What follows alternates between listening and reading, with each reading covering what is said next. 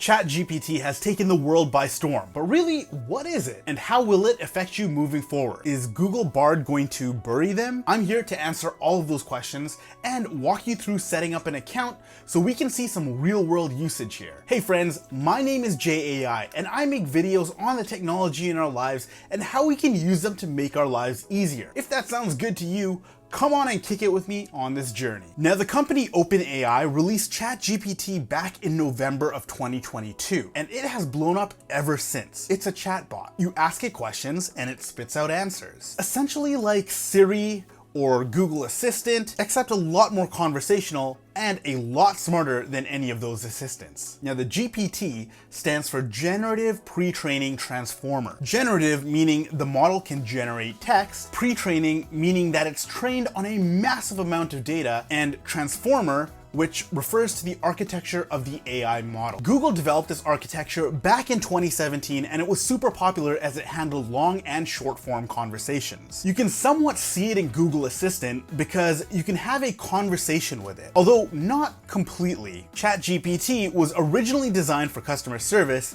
but people use it for writing essays or generating code because it's good at that. Unlike other AI assistants preceding it, it's super easy for anyone to go in and set up. You simply need to register with an email address and verify your phone number.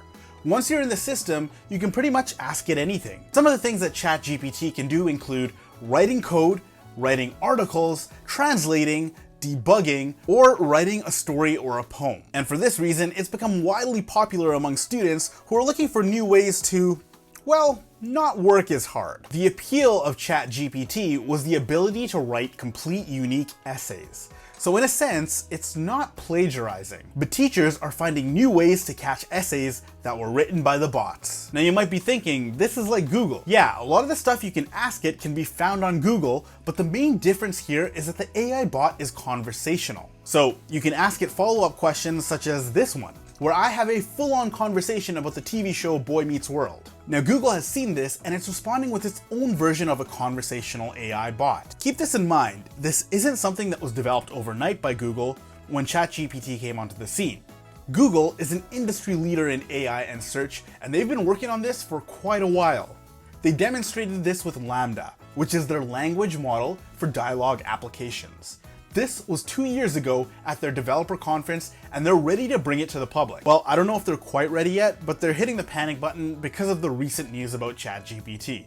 So it seems like they're rushing this out as fast as possible to get it to the public. I should mention that Canva also uses a similar feature of AI within their platform that's actually quite smart.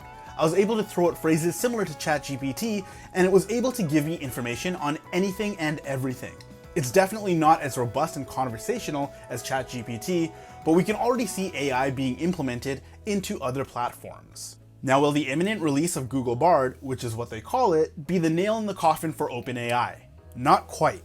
But Google will certainly throw all of its behemoth of resources to have the upper hand. They are already the leading search engine in the world and can draw off of this experience and data to bring you much richer content, something that ChatGPT currently struggles with. ChatGPT can only draw off of data from 2021 and before. Now, if you made it this far, here's the kicker. ChatGPT, which Microsoft is investing billions of dollars into, has come to the competitor's search engine, Microsoft Bing. At the time of this video, Microsoft just announced in their press release that this will soon be open to the public. Initial impressions from people online are already praising the integration and capabilities of Bing's AI search. Now, one thing is for certain, the AI war has started and this is exciting for us, the consumers. I cannot wait to see how this shapes out, and as always, competition drives everyone to become better. Let me know in the comments down below what you think about ChatGPT, Google Bard, Microsoft Bing, or even Canva, and which one you think might have the upper hand.